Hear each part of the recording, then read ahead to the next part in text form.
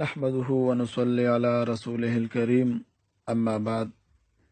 زما د کلمې مسلمانانو ورونو، الله په خوږ ایمان خوشاله کا.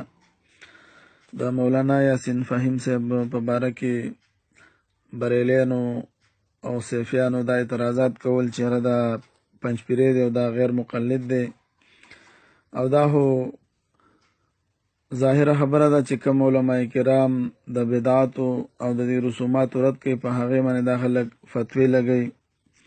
د دې په باره کې موږ خپله استاد محترم مناظر اسلام وکیل احناف حضرت مولانا مفتی محمد ندیم محمودی حفظه الله ورعاه په خپله باندې وضاحت وکړو چې نه لکه الحمدلله هغه تعلق د علماء دیوبند سره دی او هغه د دین خدمت کوي انشاءالله. نو تاسو د مفتی صاحب محترم دا خبرې واورئ.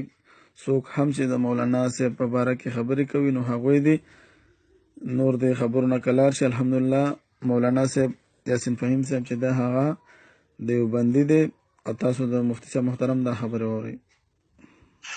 السلام علیکم ورحمت الله وبرکاتو. ملګرو، د مولانا یاسین فهیم صاحب باره کې ما ته مخکې متضاد اطلاعات را رسېدلي وو. هغې کې بعضې خو داسې وو چې دیوبندی دی، بعضې داسې وو چې هغه پنجپیرت غیر مقلدیت والا وو.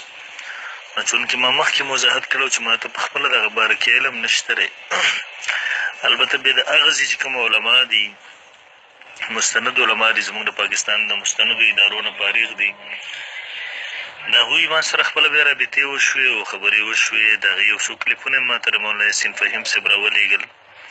نو هغې کې په خپله د دې خبرې تردید کوي چې زه پنجپیری یا غیر مقلد نه یم، زه الحمدلله دیوبندی یم، د علماء دیوبند د عقایدو سره تعلق ساتم او دغه زما عقاید دي، د علماء دیوبند عقاید او نظریت من وعن منمه. باقي هغوی ما ته د دې خبرې خپله وضاحت وکړو چې چونکې زه د بدعاتو رد کوم دلتې، نو په دغه باندې ما ته پنجپیری یا غیر مقلد څوک نسبت کوي. نو هغه ښکاره خبره ده، دغه سیپیان او بریلیان چې دي هر چا ته پنجپیری وایي، هر چا ته څوک چې د بدعاتو رد کوي. نو یقینا چې د شرک او د بدعت رد دا خو د علماء دیوبند امتیازي شان دی. نو ما ته خپله اوسه پورې دومره وضاحتونه شوي دي، د هغوی د طرف نه دومره وضاحتونه راغلي دي چې هغه دی دیوبند دی. اخوا د هغه په پنجپیریت یا غیر مقلدیت باندې ما سره څه ټول ثبوتونه هم نشته دی، نه ما سره مستند څه دغه راغلی دی. یو کلیپ دغه راغلی و چې هغې ویل چې دغه مجتهد به یي یا غیر مقلد چې هغه د تقلید نه کوي مجتهد به یي. نو د هغې ما ته خپله دغه طرف نه وضاحت راغلی دی چې ما دغسې ویلي چې یو سړی تقلید نه کوي خو مجتهد به یي.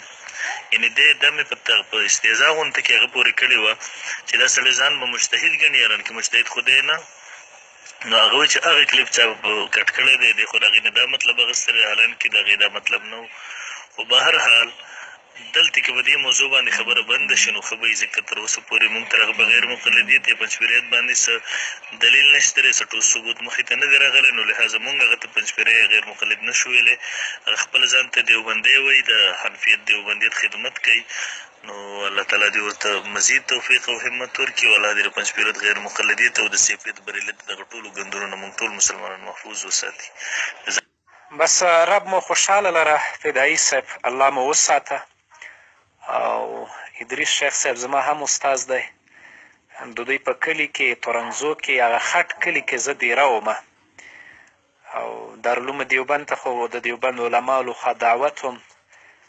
تقریبا یو 4-5 شپې مې مولانا خالد سیف الله رحماني صاحب سره په ګجرات کې وکړې، هندوستان کې، بیا وروسته دغه نور په دیوبند کې وم. السلام علیکم ورحمت الله وبرکاتو. په لومړي سر کې خو بښنه غواړم ځکه نن ټوله ورځ زه مصروف وم، چا سره مې څه حسابي وه. یقین وکړئ چې د ماښام مانځه نه وروسته خلاص شوی یم. بس الله تعالی دې تاسو خپل حفظ و امان کې وساتي، رب مو کامیابه لره. الله تعالی دې مفتي صاحب هم په خپل حفظ و امان کې وساتي، الله دې خدمتونه ورته قبول کړي. بس مفتي صاحب په خپله وضاحت کړی، نور به موږ څه ووایو. ښه، الله مو خوشحال.